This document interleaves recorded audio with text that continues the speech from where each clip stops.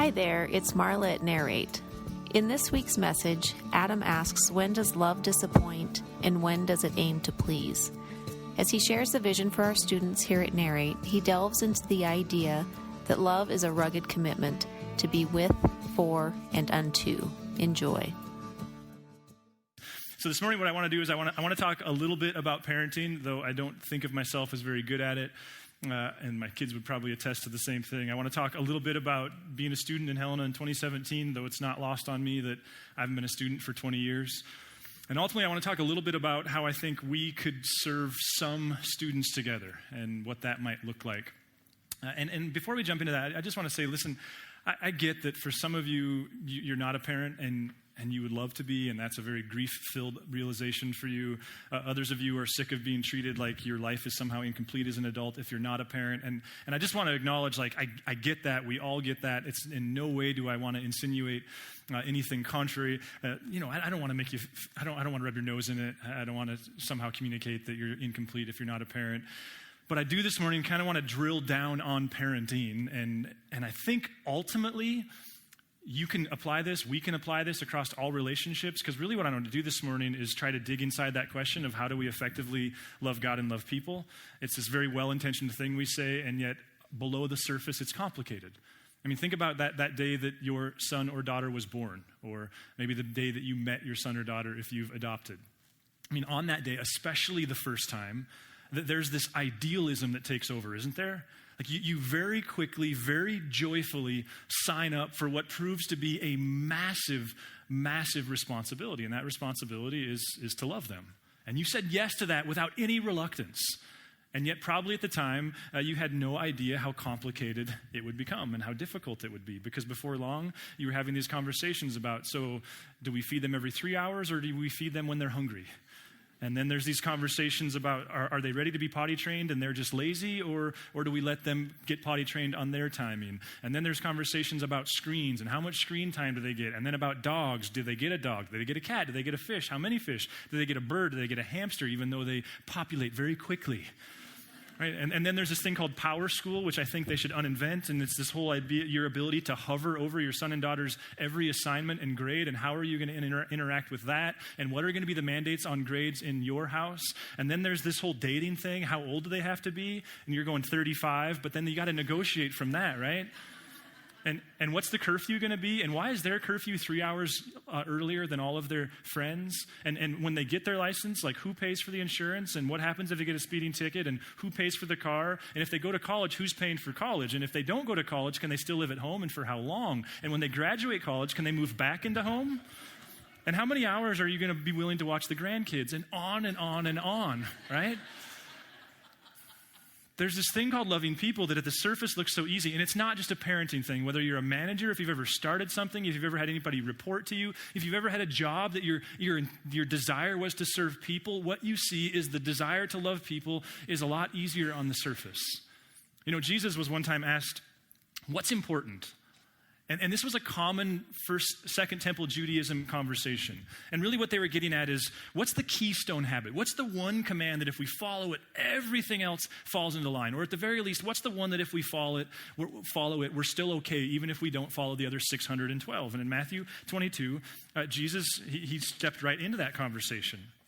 He said very quickly, love the Lord your God with all your heart, soul, mind, and strength. This is the first and greatest commandment. And then notice he doesn't even take a breath. He doesn't stop. This is where he's kind of a rebel because he doesn't give one, he gives two. And the second is like it. Love your neighbor as yourself. All the law and the prophets hang on these two commands. Now, this isn't 1 and 2. This isn't A or B. Jesus does this very radical thing. He says everything that you might do in the name of religion is judged on the merits that it helps you love God, which helps you love people. And listen, if you've been accused of lowering the bar by saying that's what following Jesus means to you, that you wouldn't be the first. And yet what we pointed out a couple falls ago, that doesn't lower the bar. It actually raises the bar. It'd be a lot easier if what God wanted for us was to go to church, put some money in the offering, volunteer every once in a while, and maybe even scatter once. It'd be easier, wouldn't it? But effectively what Jesus is saying is anything we do is only valuable to the degree that it helps us actually love God by loving people. And yet, there's this follow-up question of, okay, so what does that look like? And how do we know? I think what we're asking is, when does love disappoint? When does it let down? And when does it aim to please? Like, when is your job as a parent to create a positive environment? And when is your job as a parent to be a person who puts up boundaries and allows consequences to happen? It's infuriating. It's why one of the healthiest things about your perspective towards your parents might be when you become one, because you quickly realize that no one passes this class. You survive this class, you work hard at this class, but there's no winning. I remember years ago when I was on staff at Harvest and Billings, and I remember the Harvest was going through some difficult things. I don't know why this memory sticks out to me so clearly, but I remember Vern saying, I'm realizing that part of my job in leadership is to disappoint people. Now, in hindsight, we were going through some tough stuff as a church. But I remember at the time going, ooh, that's dark. That's a little cynical. It was obvious that there was some woundedness. And yet I think in many ways now, 9 years removed, I go, okay, I'm starting to understand what he meant there. Like, if you've ever parented, you know that there are times where it just feels like, yep, that's my job in life, is to disappoint you. And it's not what I want to do, but it's part of what we do. So here's what I want to do this morning is not long after we finished that series a couple of falls ago, we did a series called Simple But Demanding, where we just illustrated like drawing a circle, a perfect circle. It's simple, but it's incredibly difficult. That's, to me, what loving people looks like. Not long after that, I bumped into some research put together by a guy named Scott McKnight, who is this great thinker and theologian and seminary professor from the Midwest. And he made an observation. Here was his thesis, that if we want to define what it looks like to love, then we can look to the scriptures at how God loves. And what he observed is there's certain qualities to God's loving of Israel, Jesus, the church, and all of creation. And here's the way he summed it up. He says, in the Bible, God's love is a rugged commitment to be with, for, and unto. And here's the spoiler if you fall asleep. The biggest piece of his thesis is that order matters. That if you switch the order around, you don't get a less effective version of love. You get something that's completely different than what God does. That with is about presence. That for is about, what's the word I'm looking for here? Advocacy. And unto is about direction. But it starts first with a commitment. So what I want to do this morning is kind of didactically break those four down and just get us thinking about it. And stirring up some stuff and hopefully creating some handles that we can grab hold of. So rugged commitment. This is his current language for the word covenant. Look at Genesis 15. Some theologians, I think I would place myself among them, though I don't in any way deserve the word theologian in front of my name. But some would say that Genesis 15 is among, if not one of the most important chapters in all the Bible. And here's why. God says this to Abraham in Genesis 15:1. Do not be afraid, Abram. I'm your shield, your very great reward. Which effectively what happens over the next 8 or so verses is Abram goes, oh, that's great, prove it. How do I know? Like, what's the guarantee? And God then says to Abram in verse 9, so the Lord said to him, bring me a heifer, a goat, and a ram, each 3 years old, along with a dove and a young pigeon. And so he does. Abram brought these to him, cut them in two. So this is that, like, I don't read the Bible because it's weird. Here is a proof text for you.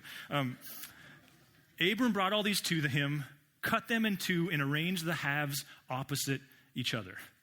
So here's what's going on: this is a tradition in the Second Temple Judaism in early Israel.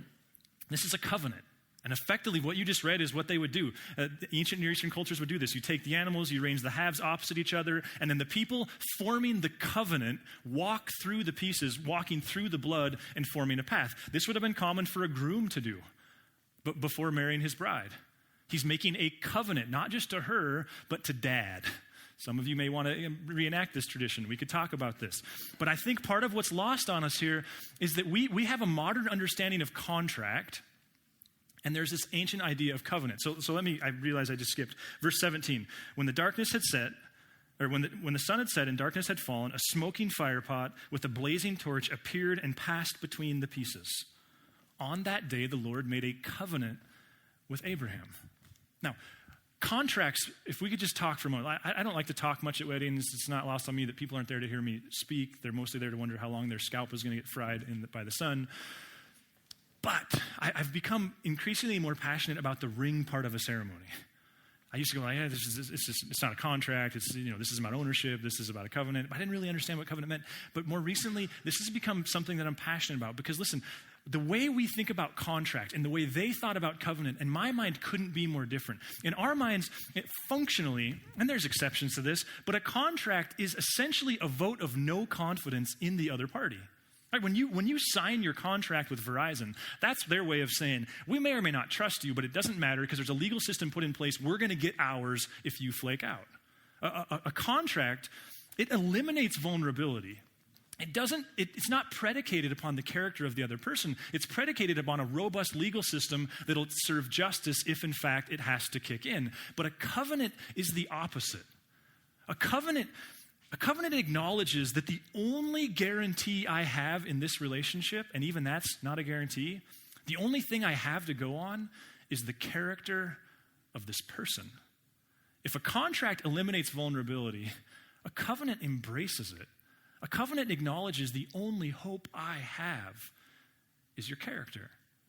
Listen, we don't mandate premarital counseling around here. It's not because I don't think it's valuable. It's because many of the marriages that ceremonies people are approaching us on, they're getting married either way. And if we can say yes and serve them, then we do. Calendar allows. But we do take opportunity to go, listen, if we could serve you more, we would love to. And when you want to dig in deeper, that's exactly where I like to go. Listen, premarital counseling, it's not a legalistic hoop to jump through. It's about determining, are you sure that you know enough about this person that you can trust them? Listen, one of the awkward things that I've done at some weddings is to go, hey, what happens if he doesn't follow through? What happens if she doesn't? The reality is there's nothing you can do about that. That's the vulnerability of covenant. You have no guarantee that 10 years from now they don't pick something else. I went through this a couple of years ago when Teresa went to Ecuador for the first time. I didn't know it at the time. Joan had to help me through a lot of this therapist we use, but it was really, really weird for me. What I knew was that going to a third world country and doing humanitarian work in God's name was a lifelong dream of hers, and she went and she had all these experiences and she came back and had all these stories and even pictures, and one of them even involved her sitting on the back of a motorcycle with another dude. It messed with me. And it brought to the surface this realization of, listen, I can't control it. I've no control. There's things I can do to make it more likely or less likely, but ultimately, if Teresa wants to choose a different life than the one she has now, it's covenant. The only thing I have is character. And so what God is saying, notice only God walks through the pieces. This is where many theologians would say, and so the cross happened. Because this is where God goes, you can count on me even if it costs me my own blood. What if love is first and foremost somehow effectively communicating that love is a rugged commitment, which makes it hard work? Stanley Hauerwas, another respectable theologian, he says this. He says, no two people are fully compatible. And every marriage in the room goes, and roommate and coach and everything else. Which means that a rugged commitment, it sways from you're annoying to you're awesome. Listen, what if part of the struggle of parenting is a rugged commitment that persists whether you like your kids or not in that moment? See, which leads to the second part of a rugged commitment to be with. Now, how is God with Israel? Well, over and over again, the promise, Leviticus 26 is one place to look. And since I know you read this book commonly in your devotional time, I thought we'll just go to Leviticus because you guys hang out there. God says this. Go ahead to that next verse, 26:12. I will walk among you and be your God, and you'll be my people. Notice that God's covenant starts with a promise of presence. This last spring, we did this series called I've Got Questions, and we pushed out this video that was trying to provoke lots of questions and invite people to come be a part of that. Well, one of the people who started coming, and I've asked his permission to share this story, was a man who I think he's 72, though I called Jack 72 a few weeks ago, and he's corrected me and said he's not 72, he's 68. So I know he's in his 70s. I think he's the parent of 13. Many of them are adopted. His youngest is still in school. He's a psychologist in town. In fact, he's the psychologist. We had lunch. Is this fascinating guy. He's the psychologist that everybody applying for parole in Deer Lodge has to meet with this guy. So he's got, and I think every person, something about disability, he's also involved in that. So we sit down and I'm learning his story, and he's telling me how he's raised 13 kids and he's got some adopted kids who are still in school. And he passes this book across the counter, and I was going to bring it, and it just didn't work out. It's a book he self-published, and it's awesome because it's brazen, and it's just when you get to know him, you know it represents his personality. But the thesis of his book, like your kids. In fact, what he says at the very beginning is, if you want to know the secret to parenting, it starts by being with your kids. Do stuff with them. Don't pass them off to other people all the time. Enjoy being with them. I was just talking to a guy after last gathering, this great thinker, really healthy guy, and he's like, for years people have been asking me, like, what did your parents do so right? And he said, it hit me while you were talking. My parents like us. This guy who wrote this book, one of the things he says is, if you don't like your kids, then your kids will by definition be a discipline problem. Because you're interacting with them says that you don't want to, and thus really their goal is to stay out of your hair. Listen, what if God likes you? And to the degree to which his love has landed in your heart, it starts by your understanding, like, no, he doesn't put up with me. He actually enjoys me. God was with Israel through the smoking fire pot, and then the tabernacle, and then a more immovable temple, and then leaders and prophets. And then one day he showed up through an angel in this woman named Mary's house. We're going to talk about her story a little bit more in December. And listen to what he says. In verse 23, he says, the virgin will conceive and give birth to a son, and they'll call him Emmanuel, which means God with us. And then Jesus would ultimately say, I'll send my spirit who will be with you. Again, what if order matters? So there's a commitment, there's a witness, and then there's a forness.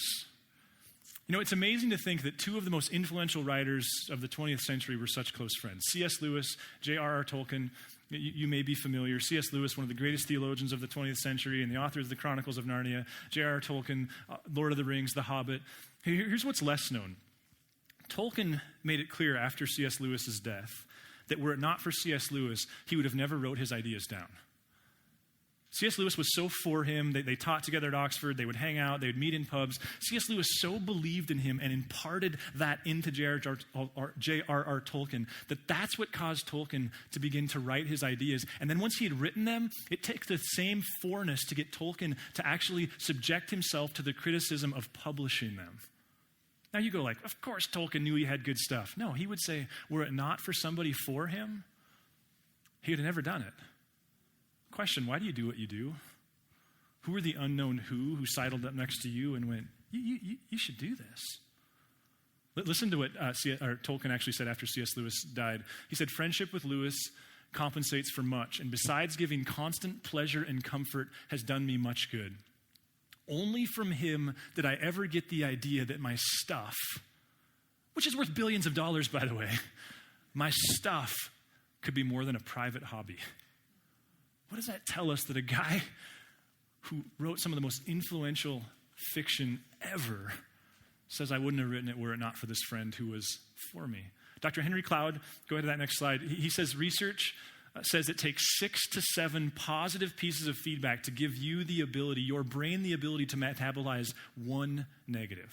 That's research. That's not like some willy-nilly. That's research. He says when he studies, and Dr. Cloud meets with some of the best companies and organizations and relationships in the world, when he meets with great companies, what he learns over and over and over again is there are cultures who respect those levels. They understand that ratio of 6 to 7 to 1. He says it's not that they ignore the negative, it's that they understand how powerful the negative is, and if overemphasized, it will sink the ship. Dr. Carolyn Leaf, whose book, Turn On Your Brain, I'd put at the very top of my list if I've not read it, if I'm you, but that's patronizing. She says in there that there's research now that would say that when you hear a positive comment, that causes your body to release serotonin into your bloodstream. It's oversimplifying it. I'm not a scientist, but it's the happy hormone.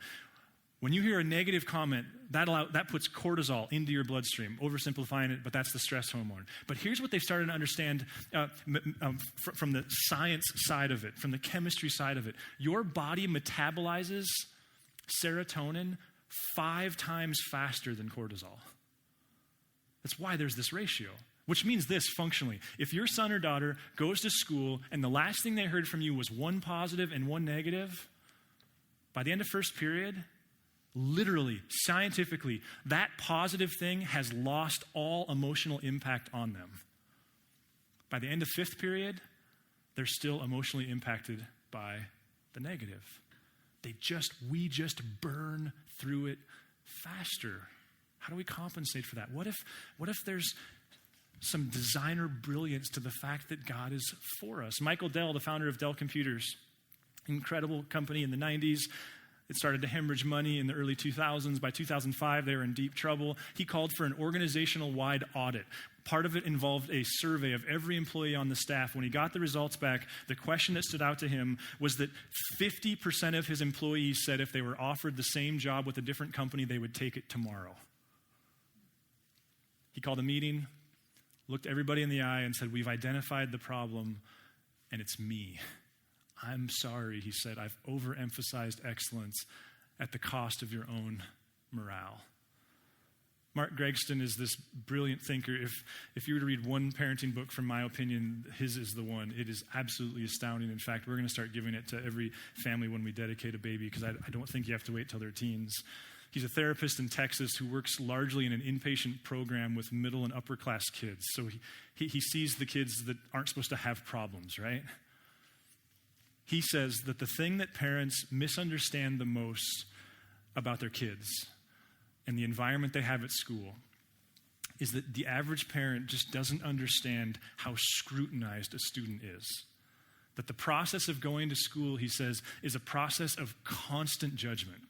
Looking in the mirror, there's judgment. Sitting across from a peer, there's judgment about fashion and look and everything else. Teachers are constantly scrutinizing. There's grades, and there's that horrible word potential, and then there's what's actually happening, and then there's coaches. And what he says is if a parent can just appreciate when a student walks in the door after school, they are just bombarded with judgment, and therefore, he says, the win is your home has to somehow become a refuge. In fact, he says the secret to parenting is creatively making sure that your positive interactions outweigh your negative. Which, if you've ever been a parent for longer than 30 seconds, you know that's not easy. But what is that? But a clinical psychologist, an expert in his field, going, listen, your kids need to know you're for them. I was talking to my friend Fred this week. And Fred, I reference often. We're actually going to do an interview with him so that you can finally get a face-to-face with him here in this next year. But Fred's probably around 30,000 marriages he's sat with. I literally don't think there's anybody in the Northwest who's sat with more married couples in the last several decades. At the end of our conversation, we just talk about once a quarter. And he said at the end, Adam, how can I pray for you? And I said, just that I'm a smart parent. And he kind of laughed, but it wasn't cynical. And he said, Adam, he said 20 years ago, and he's been doing this for decades. 20 years ago, he said, 90% of my meetings with couples, the topic was marriage. 90%. He said, today, 20 years later, 90% of my meetings with couples, the topic is parenting. And now he understands that statistics are arbitrary, but he took a breath and then he said this. He said, Adam, as best I can tell, parenting is about 50% harder than it was 20 years ago. And only because of Gregston was I able to go, and what does that tell us about what it's like to be a student, a kid? He said, yep, I think it's about 50% harder to be a student today as well. Listen, what happens if as parents we find a way to park our type A on occasion and figure out how to be committed to being with and for them? And what if order matters? What if we only love like God when we actually understand that we have to be committed to be with and for them before we can be unto? Like if with is about presence and for is about advocacy, unto is about direction. And certainly God's love wills a direction for us. Righteousness, holiness, obedience, it's all over the scriptures, obviously. God loves us to becoming like himself. But you tell me, how toxic does an environment like this become when it starts with the unto? Some of you are still recovering from your own toxic religious upbringing. What happened? I guess I'd beg you to consider, was there love that was telling you a direction long before it was a love that told you that they were with and for and committed to you? So here's what we want to do with students. Now, first of all, I have a bias, and you all have a bias, and so the only problem is I have the microphone and you don't. I did get to do student ministry for almost 10 years, and I left student ministry, and the one grief I had was that I spent too much time doing church for high school students and not enough time just in the trenches living life with them. I have a bias, and it's this, that for a middle school student, a place where their parents aren't is novel. They like places where parents aren't and friends are. But for a high school student, there's nothing novel about a place where their parents aren't. They can have that anytime they want. They have driver's license. Phones have only made this more difficult. So here's what we're going to do. And in some ways, this is a shift back to where we were going. Mikey and Kelsey Tomrup, they've been working with students for a few years. They're some of the greatest people on the planet. They've been working with high school students last year. We're going to push high school back into homes. Initially one home. I hope in 2 or 3 years we have 10 of these homes going. And here's how. What they're going to do, and on their case, they're going to go Tuesday night, but we're not going to control the nights. And ultimately, we're not going to control who goes to what group. But they have a relationship with about 10 to 20 students. And what they're going to do is they're going to open up their home. And Mikey likes to build things, lots of things. And he's built this massive kitchen table. And it was Kelsey's idea. And this was just so exciting when she said this. They're going to do family dinner together the first 3 Tuesdays of every month. They're going to sit down. They're going to eat. They're going to have an agenda, but they're only going to use it if they have to, meaning they're going to have questions. They're going to have ideas. Ultimately, they just want to create an environment where they're with and for these students, where they define the win as not even Tuesday night, but grabbing ice cream later and living life together and watching the Super Bowl together and going to choir concerts and leaning against the fence at baseball games, those types of things. And ultimately what we want to do is next year, we already have these conversations and things change with people, we get that, but Hannah and Scott, they've been working with the middle school students for a couple years. Scott's been down there since before they even got married. And we're already in conversation. When the 8th graders become freshmen, they'll just move up with them. And maybe they'll host it in their own house. Maybe they'll host it in one of your houses, and they'll be the ones that lead it. But nonetheless, that'll just kind of become the flow. In fact, this year we have a gal who's going to start volunteering with the middle schoolers, who's been working with elementary age kids, 4th and 5th graders the last 2 years. So here's kind of the flow that we're dreaming about. Where we have these houses where students, are we losing something? Maybe there's a little bit of depth that would scare some kids off. Maybe it becomes hard to break in. I think we can work through that. But ultimately, where we have leaders living life with students in that way. Here's how you can help. Part of what we want to do is cook the meal. And so we think we need about 5 to 10 of you, really 10 or 5 pairs, who maybe once every month or two will show up at Mikey and Kelsey's house at about 5:30 and cook the meal. We'll buy the food, and it won't, we're not talking rocket science. We're talking spaghetti and tacos, things that high school students actually eat. There's 4 things on the list, so it should be easy. But we need volunteers who once every month or two, you'll show up, you'll cook the meal, you'll prepare the meal, you'll serve the meal, you'll do the dishes, with the idea being that when the last student leaves at 9 o'clock, Mikey and Kelsey don't have 2 hours of cleaning. This is what makes it sustainable, because you've already done the dishes and put everything away and slipped out the back door, and boom, it's a done deal for them. So there's a sign-up sheet back there. Frankly, those of you who are 50s, 60s, 70s, 80s, 120s, we would love to include you in this, because frankly, I think what's often missed is how much life someone like Mikey and Kelsey, not to mention students, get when there's those of you empty nesters in their lives patting them on the back. So there's a sign-up sheet for that. Middle school. We're going to continue to do a raucous party because we think that's what is still relevant there. 326 is something we still have, and what we've done actually is we've hired Jack Oberweiser to take over middle school. Now, Jack, this is so awesome. You want to know how I met Jack? Jack is a 68-year-old retired professor at Carroll, kind of. He's teaching a couple of courses again next semester. The way I met Jack was in year 1 of Narrate. There's a guy who's become a really good friend. He was coming to Narrate, and his son-in-law was freaked out, lived in a different town. His son-in-law actually called Jack, had Jack as a student at Carroll, and called Jack and was like, my father-in-law hasn't been excited about a church maybe ever, and now he's really excited about this one. So tell you what, I'll buy the lunch, and I'll make a sizable donation to this Haiti thing that you're working on if you'll take this Adam guy to lunch and figure out if it's a cult. Not kidding. And it happened. So Jack took me to lunch. His friend paid the receipt, made this big donation to Haiti. Jack and I hit it off. We had a blast. And frankly, we've done lots of stuff with Jack since then. All of our connection to Ecuador happened through Jack. Well, at a council meeting months ago, we were talking about how we wanted to turn the culture more in the direction of life on life, like going to choir concerts and grabbing ice cream and watching the Super Bowl together, those types of things. And I said to the council, you know who could do this? Like, you know who could create this culture for us? It would be Jack Oberweiser. I mean, he could do it. And they all kind of laughed. And I kind of laughed too. I love Jack, dear friend. Never in a million years thought that was actually a doable idea. So one day, Kate and I were talking, and I was like, I'm just going to call him. And he didn't answer. And I left him a voicemail like, hey, Jack, this is Adam. Kind of want to hire you. Will you call me? We sat down, and he's pumped. So Jack,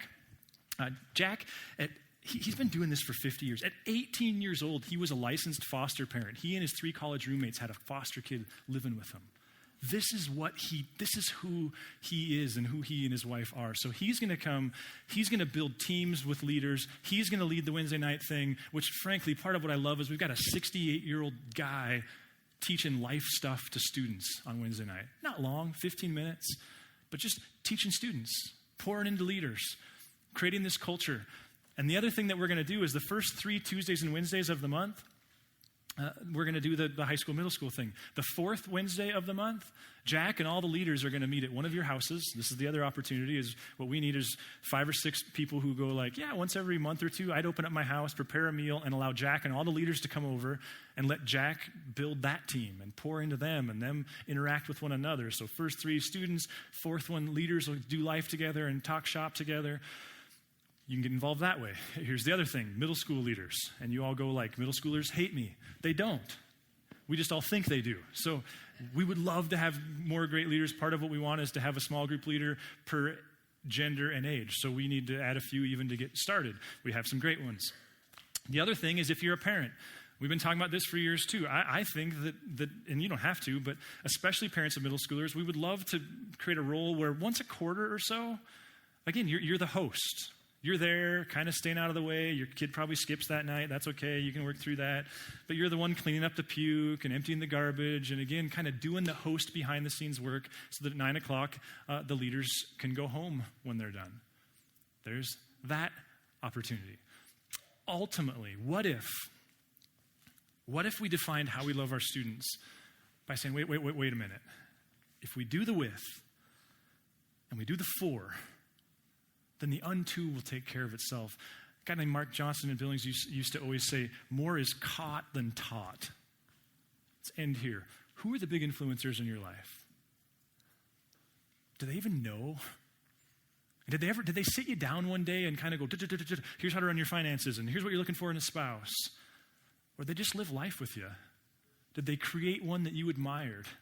And did you rather intuitively start adapting your life to theirs? This is why we talk about chair time. This is what Jesus invites us to do, to sidle up next to and understand that he is committed to us, he's with us, and he's for us. What if we had a student culture where that's what we were doing for a few students? And what if as parents, we backed away from some of the shaming lies that cause us to overreact, and we went like, wait a minute. The win, my liking being with you. The win, my creating more positive than negative interactions. The win, that this home is somehow a refuge from all the other stuff and all the other pressures. Let me pray. God, Lord, thanks that you're with us, that you're for us, that you've demonstrated that you're committed to us. Thanks, Jesus, for the cross and the realization that long before the historical events happened, you were more than willing to take it that far if that's what you needed to do to communicate love. God, as parents, as aunts and uncles and grandparents and friends, teachers, community members, God, would you equip us to effectively love people, to be committed, to be with, and to be for, and to trust that the directional piece will fall in proper order. Amen.